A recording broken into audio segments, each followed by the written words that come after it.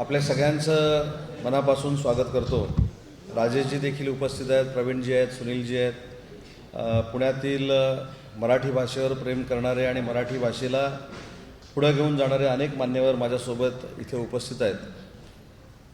खरं तर आता राजेशजींनी सांगितले ती गोष्ट खरी आहे की 31 जानेवारी, 1 फेब्रुवारी आणि 2 फेब्रुवारीला सलग 3 दिवस मराठी विश्व संमेलन हे पुण्यामध्ये घ्यायचं शासनानं निश्चित केलेलं आहे।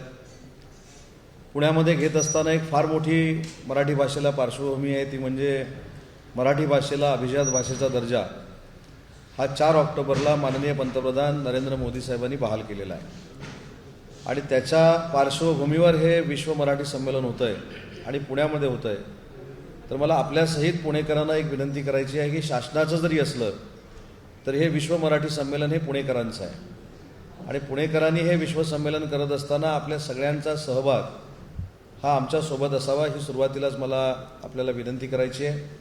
31 तारखेला सकाळी 9 वाजता बालगंधर्व ते फर्ग्युसन कॉलेज अशा शोभायात्रेनं या विश्व मराठी संमेलनाची सुरुवात होईल।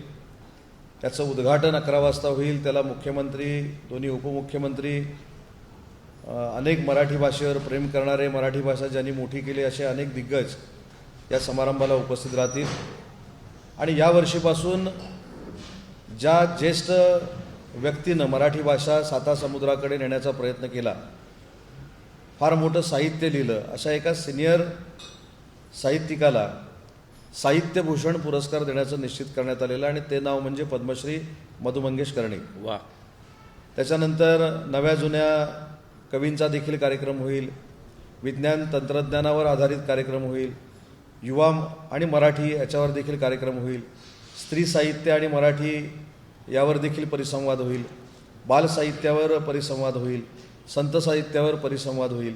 आज आपल्याला माहिती आहे की यूट्यूबच्या माध्यमातून अनेक तरुण पिढी जी या जगभरामध्ये प्रसिद्ध झालेली आहे त्यांचा देखील कार्यक्रम करण्याचा निर्णय आज आम्ही घेतला आहे, जेणेकरून या विश्व संमेलनातनं विश्वामध्ये संदेश जाईल की मराठी भाषेला जो अभिजात भाषेचा दर्जा मिळालेला आहे त्याच्या पार्श्वभूमीवर झालेलं मराठी विश्व संमेलन हे जगाच्या पातळीवर नोंद घेणारं संमेलन आहे। आणि मी राजेशजींसकट, प्रवीणजींसकट, सुनीलजींसकट सगळ्यांना विनंती केली की आपण हे करून दाखवलं आहे। पुण्यामध्ये पुस्तक महोत्सव जो पुण्यामध्ये झाला होता तो नुसता महाराष्ट्रापुरता मर्यादित राहिला नाही, देशापुरता मर्यादित राहिला नाही, त्याची नोंद जगाच्या पातळीवर, विश्वाच्या पातळीवर घेतली गेली आणि म्हणून त्याच ठिकाणी पुन्हा एकदा मराठी विश्व संमेलन होतं आहे। मला खात्री आहे की तुमच्या सगळ्यांच्या ताकदीवर दुसऱ्यांदा पुणे जागतिक स्तरावर जाईल मराठी विश्व संमेलनाच्या निमित्तानं आणि म्हणून आपल्या सगळ्यांचं सहकार्य मला अपेक्षित आहे। आणि इथं आल्यानंतर ज्या पद्धतीनं बैठका होत आहेत, ज्या पद्धतीनं सक्रियपणानं काही मंडळी स्वतःहून सामील होत आहेत, त्यांना देखील मला धन्यवाद दिले पाहिजेत। आणि आज जो निर्णय राजेशजींनी अजून एक अतिशय महत्त्वाचा घेतला आहे तो म्हणजे 25,000 विद्यार्थी जे येतील त्यांना एक पुस्तक या मराठी विश्व संमेलनामध्ये पुस्तक महोत्सवाच्या माध्यमातून दिलं जाणार आहे, हे देखील त्यांनी इथं सांगितलं आहे। त्यांना देखील मनापासून धन्यवाद देतो। आणि एक आगळा वेगळा उपक्रम पुण्यामध्ये आपण या विश्व मराठी संमेलनाच्या निमित्तानं करतोय, तो म्हणजे पुस्तक आदानप्रदान कार्यक्रम। 2.5 लाख पुस्तकं आम्ही मुंबईमधनं घेऊन येणार आहोत। डोंबिवलीची एक संस्था आहे पै फाउंडेशन म्हणून, आणि त्या 2.5 लाख पुस्तकांमध्ये तुम्ही आणलेली पुस्तकं द्यायची आणि त्यातली पुस्तकं घेऊन जायची, हा आदानप्रदानाचा कार्यक्रम आहे।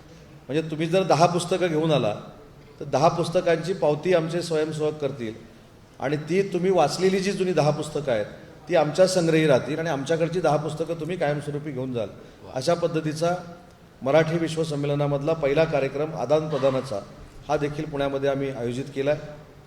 3 स्तरावर हे मराठी विश्व संमेलन होतं आहे। एक, पूर्ण नगरीला आपण पु ल देशपांडेंचं नाव दिलेलं आहे, रंगमंचाला क्रांतीज्योती सावित्रीबाई फुलेंचं नाव दिलेलं आहे आणि दुसरा जो फर्ग्युसनचा रंगमंच आहे त्याला आपण आचार्य अत्रेंचं नाव दिलेलं आहे आणि तिसरं बालगंधर्व जे आहे तिथं देखील काही कार्यक्रम होणार आहेत। आणि म्हणून मला असं वाटतं की फक्त शासन म्हणून हे कार्यक्रम होत नाहीत, तर पुण्यातल्या प्रत्येक मराठी भाषेवर प्रेम करणाऱ्या व्यक्तीला सोबत घेऊन हे आम्हाला मराठी विश्व संमेलन करायचं आहे। आणि म्हणून नवीन नवीन कल्पना देखील आल्या। मगाशी राजेशजींनी एक कल्पना सांगितली की जी व्यक्ती रस्त्यावर बसून कित्येक वर्ष पुस्तक विकते, मराठी भाषा लोकांपर्यंत पोचवते, हा देखील माझ्या दृष्टीनं तोडीचा माणूस किंवा व्यक्ती आहे, त्याचा देखील सत्कार झाला पाहिजे. ते देखील आपण करतो आहे. प्रवीणजींनी एक गोष्ट सांगितली की स्वतःची गरिबी असताना एक व्यक्ती स्वतःच्या पैशानं पुस्तक खरेदी करून हजारो लोकांना पुस्तक देण्याचं काम आजपर्यंत त्याने केलेलं आहे. अशी व्यक्ती ही खऱ्या दृष्टीनं आमची ब्रँड ॲम्बॅसेडर आहे. आमचं त्या मराठी भाषेचं खऱ्या अर्थानं सेलिब्रिटीला आयडॉल करण्यापेक्षा किंवा ब्रँड ॲम्बॅसेडर करण्यापेक्षा ह्या आमच्या ब्रँड ॲम्बॅसेडर आहेत. ते मुलांपर्यंत पोचावं. मुलांपर्यंत हा शब्दप्रयोग मी एवढ्यासाठीच करतो की ज्येष्ठ सगळेच उपस्थित राहणार आहेत, पण पुढच्या पिढीला मराठी भाषा कळावी, त्याचं संवर्धन व्हावं, त्याचं जतन व्हावं, हा जो माझ्या विभागाचा उद्देश आहे तो पूर्ण करण्याच्या दृष्टीनं आम्ही हा विश्व मराठी संमेलनाच्या निमित्तानं त्या संमेलनाकडे बघतो आहे. आणि मला खात्री आहे की भरभरून सहकार्य, भरभरून प्रेम या कार्यक्रमावर पुणेकर करतील. या कार्यक्रमाला महाराष्ट्रातनं, परराज्यातनं, परदेशातनं देखील लोक येणार आहेत. त्या लोकांची देखील पुणेकर व्यवस्था करणार आहेत, त्यांना पाहुणचार करणार आहेत. 31 तारखेला एक अतिशय चांगला कार्यक्रम, जे परदेशातनं येणारे काही लोक आहेत, जी पुण्यातली काही मराठीवर प्रेम करणारी लोक आहेत, आम्ही सगळी मंडळी आहोत, असं एकत्र जेवणाचा देखील आम्ही कार्यक्रम ठेवलेला. आम्ही पत्रकारांना देखील त्याला बोलू, कारण शेवटी जेवढं हे संमेलन विश्वस्तरावर प्रसिद्ध होईल तेवढी आपल्या मराठीची ख्याती ही विश्वामध्ये पोचणार आहे. आणि म्हणून मराठी भाषेचा मंत्री म्हणून, तुमचा सहकारी म्हणून, मराठी भाषेवर प्रेम करणारा एक कार्यकर्ता म्हणून आपल्याला विनंती करतो की आपण देखील मराठी भाषेचे घटक आहात. पत्रकारिता हा देखील लोकशाहीचा एक स्तंभ आहे, त्याच्यामुळं आपण देखील सक्रियपणानं आमच्याबरोबर सक्रिय व्हावं ही आपल्याला विनंती करतो.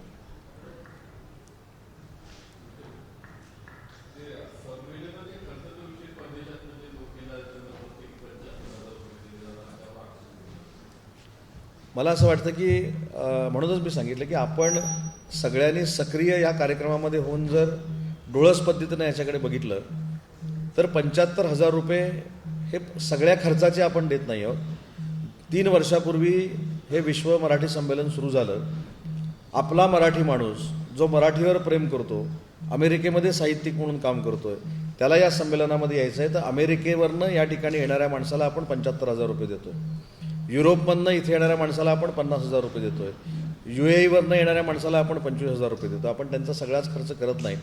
आणि त्याच्या पुढं जाऊन आम्ही 76 मराठीवर प्रेम करणारे विद्वान असे शोधून काढलेले आहेत की जे आज आपल्या साहित्यामध्ये आहेत, पण त्यांचा प्रेझेन्स कुठे नाही, त्यांना आपण बघत नाही. तर अशा देखील 76 लोकांना शोधून काढून त्यांची परवानगी घेऊन त्यांना आपण पुण्यामध्ये आणतोय, त्यांची आपण राहण्याची व्यवस्था करतोय, त्यांना देखील काही शासनामार्फत मदत करण्याचा प्रयत्न करतोय. त्याच्यामुळं हे संमेलन जे आहे ह्याच्यावर आरोप प्रत्यारोप करण्यापेक्षा हे मराठी भाषेच्या अस्मितेचं संमेलन आहे, अशा दृष्टिकोनातनं सगळ्यांनी आपण जर बघितलं आणि जे टीका करतात त्यांनी देखील जर बघितलं तर मला असं वाटतं की आपला वाद विश्वापर्यंत पोचणार नाही, तर आपलं मराठी भाषेचं महत्त्व जे आहे ते विश्वापर्यंत पोचेल.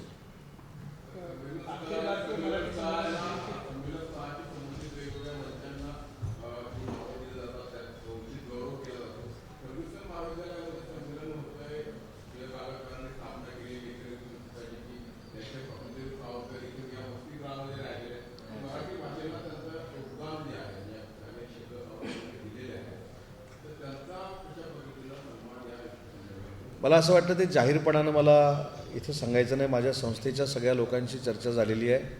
आम्ही हे या संस्थेच्या प्रांगणात करत असताना समन्वयानं संस्था चालकांशी चर्चा करून त्यांना जे काय आमच्याकडनं अपेक्षित आहे ते चर्चा करून ठरवून आम्ही करतो आहे. परंतु या संस्थेला मनापासून धन्यवाद दिले पाहिजे की कुठंही आर्थिक व्यवहार न करताना शासनाचा एक चांगला उपक्रम म्हणून त्यांनी सगळा कॅम्पस आम्हाला उपलब्ध करून दिला. त्याच्यामुळे आमची देखील जबाबदारी बनते की ज्या पवित्र प्रांगणामध्ये आम्ही हे संमेलन करतो आहे त्यांना ज्या काही अडीअडचणी असतील, ज्या काही मागण्या असतील, त्यांच्या ज्या काही अपेक्षा असतील त्या आम्ही नक्की पूर्ण करू. आणि त्या पूर्ण केल्या नाहीत म्हणून तुमच्याकडे ब्रेकिंग येणार नाही याची दक्षता घेऊ. नाही, म्हणूनच सांगितलं ना, मी म्हटलं ना, मी काय म्हटलं की ऐतिहासिक प्रांगण आहे. मी नुसतं संस्था असं म्हटलं नाही, ऐतिहासिक प्रांगण आहे असं म्हटलं. या प्रांगणाला, या कॅम्पसला प्रचंड मोठं महत्त्व आहे असं म्हटलं. आणि म्हणून या संस्थेकडे आम्ही डोळस पद्धतीनं बघतो.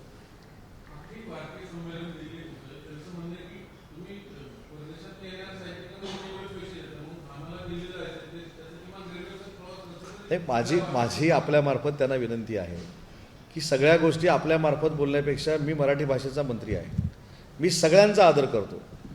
जो 15 वर्षाचा साहित्यिक आहे त्याचा देखील आदर करतो, कारण त्याच्याएवढं मी लिहू शकत नाही.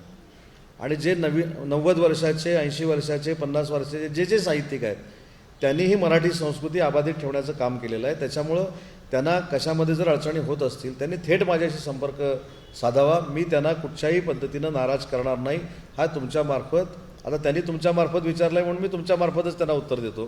तुमच्यामार्फत माझी त्यांना विनंती आहे की ज्या काही शंका असतील, मराठी साहित्य संमेलन हे दिल्लीमध्ये जे आम्ही करतो आहे त्याला शासनामार्फत आम्ही 2 कोटी रुपये देतो, ते देखील आम्ही त्यांना देणार आहोत. आणि त्याच्या उपर जाऊन त्यांना काही जर शासनाची मदत पाहिजे असेल तर मराठी आणि मराठीचं साहित्य हे दिल्लीच्या दरबारी नेण्याचं काम ते करत आहेत, त्यांना आम्ही नक्की सहकार्य करू. पण चॅनल हा असण्यापेक्षा डायरेक्ट जर आपण संवाद साधला तर अजून चांगलं होऊ शकतं. म्हणजे मगाशी जे मी म्हटलं की संमेलनं ही 3 दिवसाची असतात, 4 दिवसाची असतात, पण ती अगोदरच प्रसिद्धीला येतात. तर मला असं वाटतं की संमेलनं प्रसिद्धीला यावी असं समजणारा मी एक आहे. माझं चुकत असेल, ज्येष्ठांना कान धरण्याचा मला अधिकार आहे ना, माझा कान धरण्याचा. त्याच्यामुळं डायलॉग झाला पाहिजे आणि ती दिल्लीची जी काही त्यांची शंका आहे ती पण दूर करू आम्ही. मराठी भाषेच्या संवर्धनासाठी साहित्य संमेलन असे किंवा विविध उपक्रम घेतले जातात. आज जिल्हा परिषद शाळांची अशी अवस्था आहे की अनेक शाळा मोडकळीस आलेल्या आहेत. मराठी माध्यमांमध्ये मुलं शिकायला तयार नाहीत. इतर खर्च टाळून जिल्हा परिषदेच्या शाळा वाचल्या पाहिजे किंवा त्या ठिकाणाहून मराठी भाषेचा प्रचार प्रसार झाला पाहिजे. याच्यासाठी काय प्रयत्न करतात? खरं तर ते सांगतो ना, हे 2 भाग आहेत. मराठी भाषेला अभिजात भाषेचा दर्जा मिळणं आणि शाळेचं छप्पर तुटणं, हे 2 भाग आहेत. ही शाळा चांगली असली पाहिजे, प्रायव्हेट शाळांपेक्षा तिथं मराठी चांगलं शिकवलं गेलं पाहिजे, इन्फ्रास्ट्रक्चर चांगलं असलं पाहिजे, याच दृष्टीनं आमचं सरकार काम करतं आहे. शालेय शिक्षण मंत्री काम करत आहेत. महानगरपालिकेच्या शाळा देखील अतिशय चांगल्या पद्धतीनं व्हायला सुरुवात झालेली आहे. याचं उदाहरण मी देतो की माझ्या रत्नागिरी शहरामध्ये दामले नावाची एक नगरपालिकेची शाळा आहे. आता जरी तुम्ही त्यांना फोन लावून विचारलं की दामले शाळेमधला पट किती आहे, तर 1200 पटाची ती शाळा आहे. आणि पहिलीच्या वर्गामध्ये किमान 120 ते 130 मुलं तिथे ॲडमिशन घेतात फक्त मराठी शाळेमध्ये. त्याच्यामुळे ठीक आहे, मी तुमच्या मताशी सहमत आहे की काही शाळांमध्ये या त्रुटी आहेत, पण काही शाळा महाराष्ट्राला आदर्श देण्यासारख्या देखील आहेत की पालक कॉन्व्हेंटमध्ये मुलं घालत नाहीत पण मराठी शाळेमध्ये घालतात. याचं उदाहरण माझ्या मतदारसंघामध्ये आहे. नागपूरमध्ये अनेक शाळा आहेत की ज्या शाळेमध्ये पट हा प्रायव्हेट शाळांपेक्षा, इंग्रजी माध्यमांच्या शाळांपेक्षा जास्त आहे. परंतु मी असा दावा करणार नाही की 100% शाळा आमच्या इन्फ्रास्ट्रक्चरनं अतिशय सुयोग्य आहेत. ते जे काही धोरण आणायचं असेल तर माननीय मुख्यमंत्र्यांच्या नेतृत्वाखाली, दोन्ही उपमुख्यमंत्र्यांच्या नेतृत्वाखाली आम्ही नक्की आणू. परंतु मराठी शाळा देखील अतिशय चांगल्या पद्धतीनं सुस्थितीत असल्या पाहिजेत, ही आमची भविष्यातली भूमिका आहे.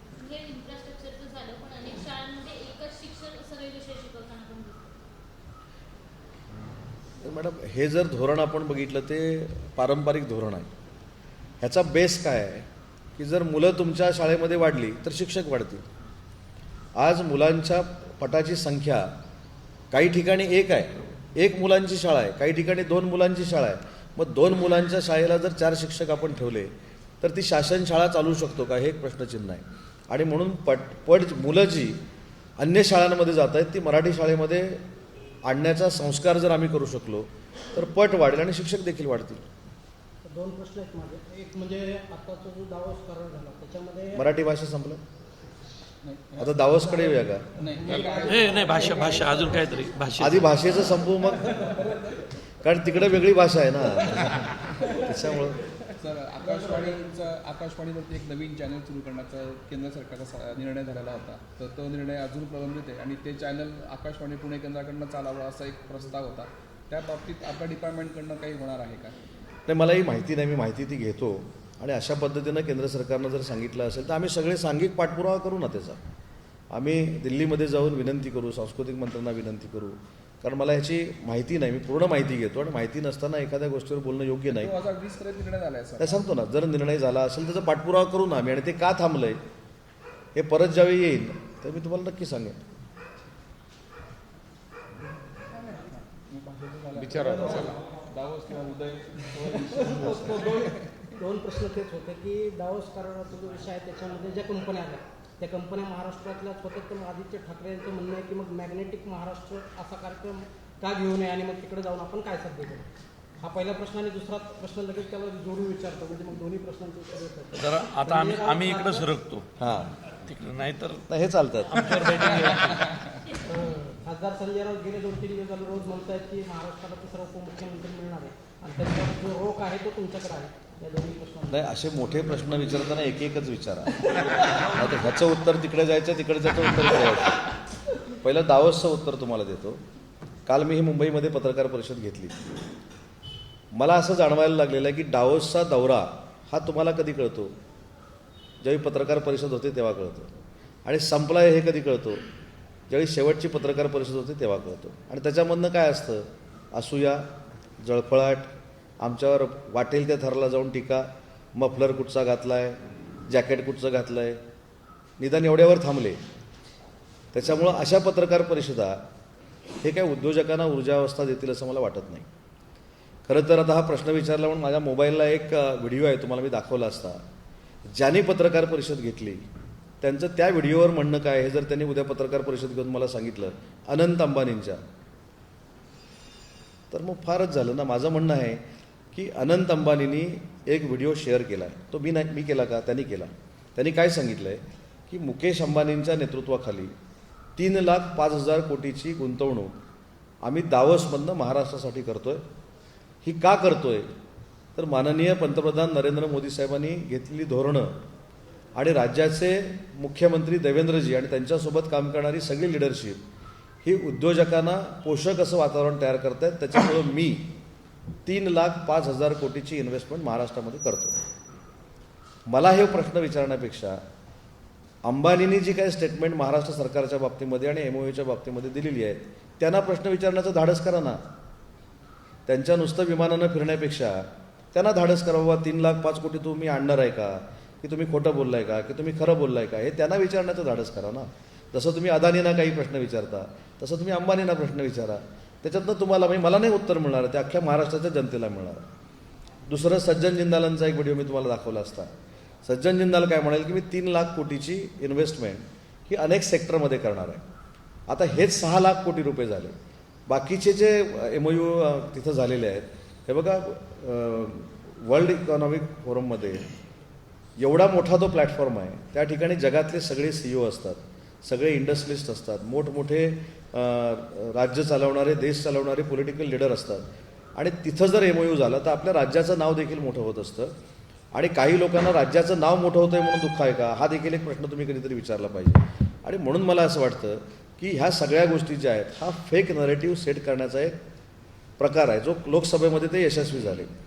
पण उद्योग केले हे सांगून विधानसभेला देखील फेक नरेटिव्ह त्यांनी सेट केला होता, पण उपयोग काहीच झाला नाही. 237 आले. मुद्दा असा राहतो की मला दावोसला जायला का मिळालं नाही हे कदाचित दुःख असेल. आणि ते दिसतं हो, जळफाट दिसतो. कायमस्वरूपी एकनाथ शिंदे साहेबांवर बोलायचं, कायमस्वरूपी देवेंद्रजींवर बोलायचं, कायमस्वरूपी नरेंद्र मोदी साहेबांवर बोलायचं. आता अजून एक नवीन फॅशन राजकारणामध्ये फार चांगली आहे. इकडे नरेंद्र मोदी साहेबांना वाटेल ते बोलायचं, अमित शहा साहेबांना तर ते वाघ नखानं काय काय काय बोलले तुम्हाला माहिती आहे. आणि आता उद्या परत हे सगळे देवेंद्रजींना जाऊन भेटतील. त्याच्यामुळं नेत्यांवर बोलायचं आणि इकडे ॲडजस्टमेंट करायचं ही एक राजकारणातली नवीन रणनीती आम्ही महाराष्ट्रामध्ये बघतोय. आणि म्हणून कालच्या प्रेस कॉन्फरन्सला उत्तर देऊन मला त्यांना मोठं करायचं नाही.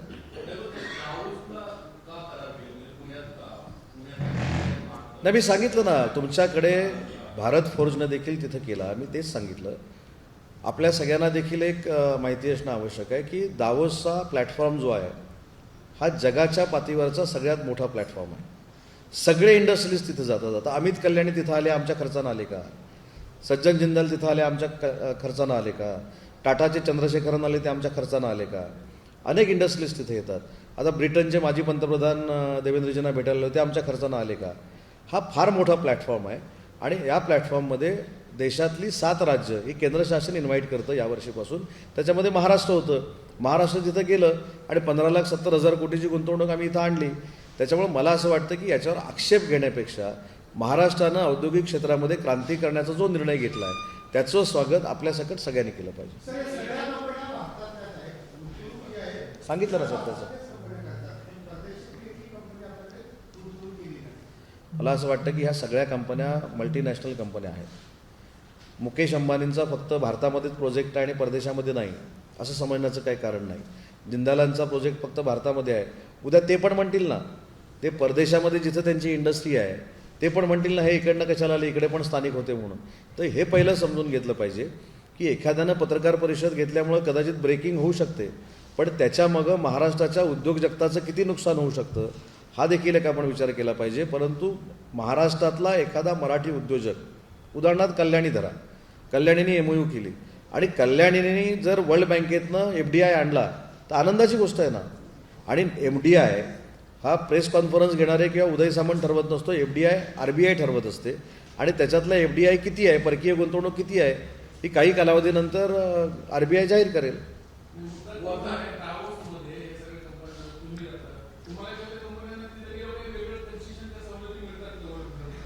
कोणाला?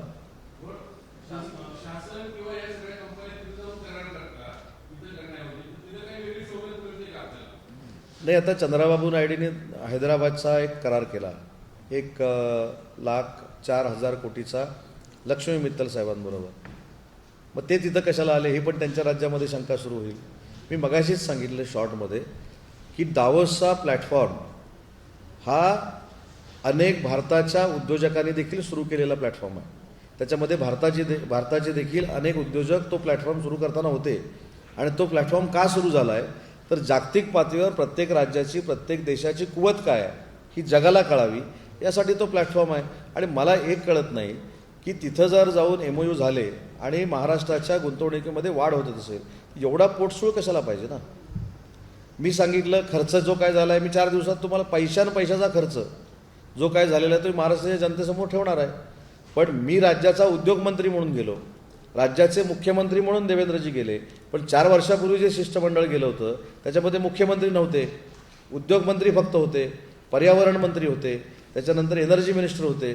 ते आपण सगळे विसरलेलो आहोत. म्हणजे तुम्ही नाही, जे पत्रकार परिषद घेतात ते विसरलेले आहेत. त्यावेळी जे MOU झाले ते उद्योजक कुठं आहेत, ते तो कुठंच सापडत नाही. त्याच्यामुळे मला काय त्या 4 वर्षापूर्वीच्या MOUवर अजिबात टीका करायची नाही.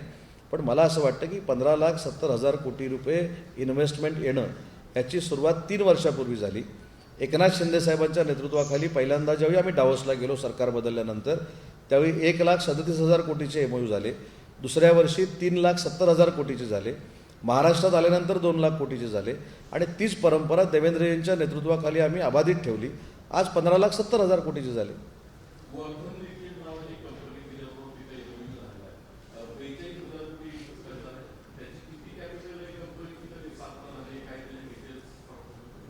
नाही, तर कंपनीची स्थापना साहेब कधी झाली हा इतिहास आपण काढून MOU करत नाही. त्यांची FDI किती असणार आहे, FDIमध्ये किती लोकांना ते रोजगार देणार आहेत, कुठच्या स्थळावर ते कंपनी उभी करणार आहेत, या सगळ्यावर सगळं चित्र असतं. मी म्हणतो हीच कंपनी कशाला, मी इथनं जायच्या अगोदर ज्या कंपनींचे MOU झालेले आहेत ती सगळी यादी ठिकाणासकट तुम्हाला देतो सगळ्यांनाच.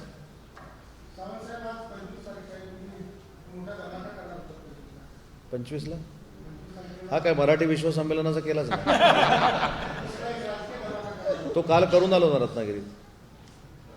तर ते जे उभाटाचे काय माझा दुसरा प्रश्न तोच होता की खासदार संजय राऊत यांचा जो आरोप आहे तिसरा उपमुख्यमंत्री, याबद्दलचं तुमचं मत? नाही, मला माहीत नाही ते आता आमच्यासोबत महाविकास आघाडीत येत आहेत का आणि त्यांची उपमुख्यमंत्री व्हायची इच्छा आहे का मला माहीत नाही. परंतु संजय राऊत साहेबांनी जी काही टीका केलेली आहे किंवा विजय वडेट्टीवार साहेबांनी, विशेषतः मी विजय वडेट्टीवार साहेबांच्या टीकेकडे तुमचं लक्ष वेधतो कारण त्यांनी ही सुरुवात केली. मला आठवतं की त्यांनी प्रस्ताव एकनाथ शिंदे साहेबांकडे देखील आणलेला होता स्वतःचा. आता कदाचित त्यांना असं वाटत असेल की मी आडकाठी त्यावेळी बनलो असेल, मग आता कोणाची बदनामी करायची तर उदय सामंतची बदनामी करायची. त्याच्यामुळे त्यांना कोणामार्फत फोन गेला होता, कोण त्यांच्याशी बोललं होतं, ही माझ्याकडे जेवढी इतंभूत माहिती आहे तेवढी कोणाकडे नाही. परंतु मी परवा देखील सांगितलं मी काही पॉलिटिकल एथिक्स पाळतो, निर्बंध पाळतो, त्याच्यामुळे ह्या गोष्टी झालेल्या मी सोडून देतो. पण माझ्या नावावर शंका उपस्थित करून ज्यांचा स्वतःचा अस्त झाला आहे त्यांनी स्वतःचा उदय करून घेऊ नये असं माझं मत आहे. मला असं वाटतं की त्यांचं राजकारण त्यांच्यापुरतं, राऊत साहेबांचं राजकारण त्यांच्यापुरतं, माझं राजकारण माझ्याकडे. काल मगाची धमाकाचे म्हटलं, काल मी गेलो होतो ना, मी सांगितल्याप्रमाणे रत्नागिरीमध्ये गेलो आणि जवळजवळ 250-300 UBTचे पदाधिकारी हे शिंदेसाहेबांसोबत आले आणि तिथं भाषणात पण मी सांगितलं की हे शिंदे साहेबांबरोबर येत असताना आमचं धोरण हेच आहे की महाराष्ट्र राज्यामध्ये एकनाथ शिंदे साहेबांचे हात बळकट झाले पाहिजेत. कसला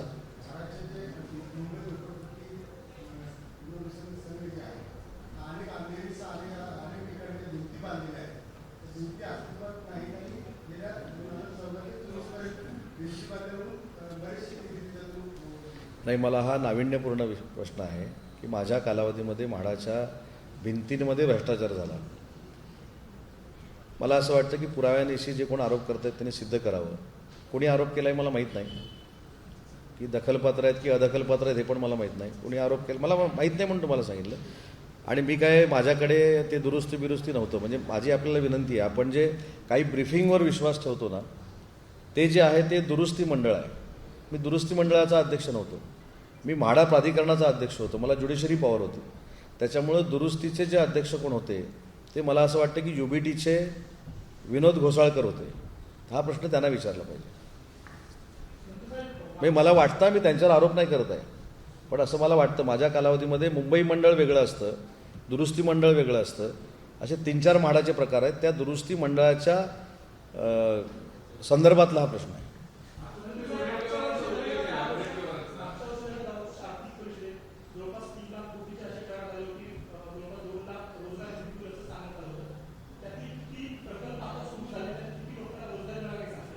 हा प्रश्न माझ्या दृष्टीनं अतिशय महत्त्वाचा आहे.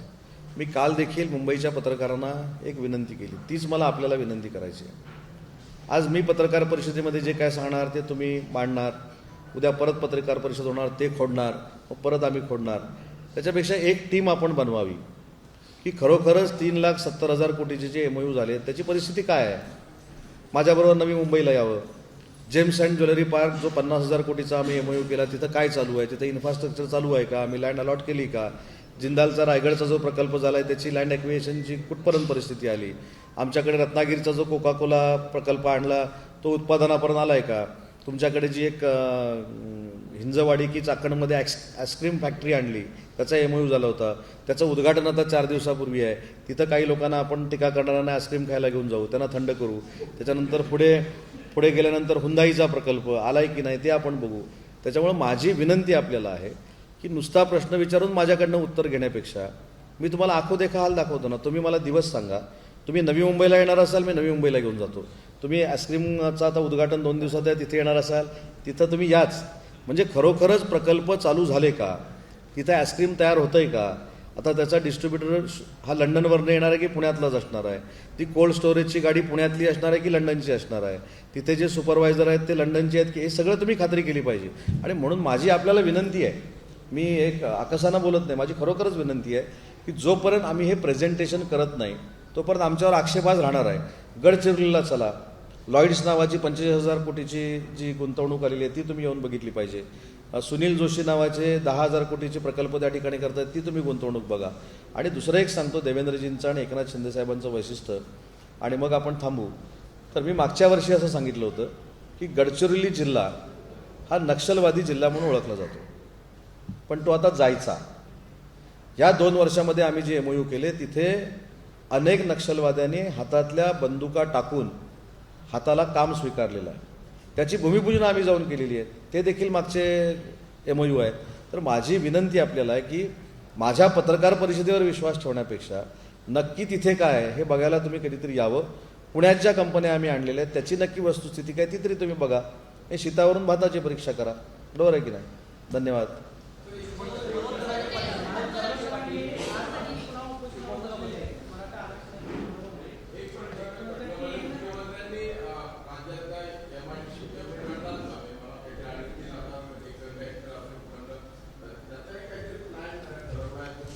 कसला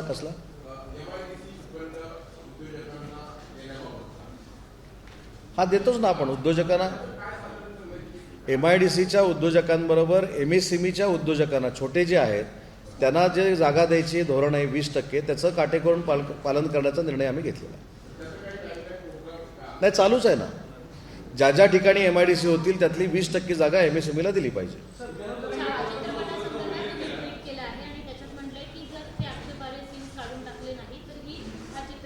माझं ट्विट मॅडम तसं नाही. माझं ट्विट असं आहे, मी आता पहिले वाचून दाखवतो.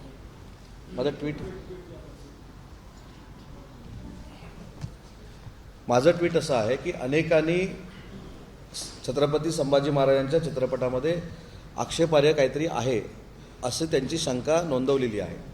माझं पहिलं वाक्य त्याच्यामध्ये असं आहे की हिंदी चित्रपटातनं छत्रपती संभाजी महाराजांचा इतिहास हा जगभरामध्ये जाणं ही अतिशय आनंदाची बाब आहे. अनेकांनी त्याच्यावर शंका उपस्थित केलेली आहे की त्याच्यामध्ये काहीतरी आक्षेप असणारं आहे. तज्ज्ञांनी तो पिक्चर बघावा. खरोखरच त्याच्यामध्ये आक्षेप असेल तर त्या निर्मात्याने आणि दिग्दर्शकांनी काय असेल तो निर्णय घ्यावा, कारण तेवढा मी मोठा नाही असं माझं ट्विट आहे. आणि जर तज्ज्ञांनी सांगितलं की खरोखरच आक्षेपार्थ त्याच्यामध्ये आहे, त्याच्यामध्ये छत्रपती संभाजी महाराजांच्या प्रतिमेला कुठेतरी धोका निर्माण होतोय, तर तो प्रदर्शित करू नये ही माझी स्पष्टपणाची भूमिका आहे. त्याच्यामध्ये मी चित्रपट प्रदर्शित करायला देणारच नाही असं कुठेही भूमिका मांडली नाही, कारण शेवटी निर्माते असतात, दिग्दर्शक असतात, ते देखील स्वतःची ताकद लावून हे चित्रपट निर्माण करत असतात. त्यांच्यावर डायरेक्ट आक्षेप घेणारा मी नाही. त्यामुळे मी फक्त असं म्हटलं की तो चित्रपट विद्वानांना दाखवा, ज्यांनी छत्रपती संभाजी महाराजांवर लिहिलेलं असेल किंवा लिखाण केलेलं असेल किंवा त्याच्यातले तज्ज्ञ असतील, ते त्याच्यामध्ये बोलू शकतात.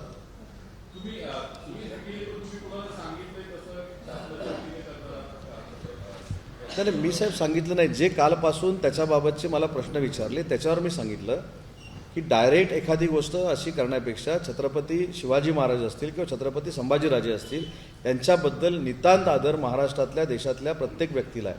आणि त्यांच्याबद्दल ज्यावेळी अशी चित्रपटाची चर्चा होते त्यावेळी तो चित्रपट बघावा आणि खरोखरच त्याच्यामध्ये आक्षेपार्ह काय असेल तर ते काढून टाकावं असं मी त्या ट्विटमध्ये म्हटलेलं आहे.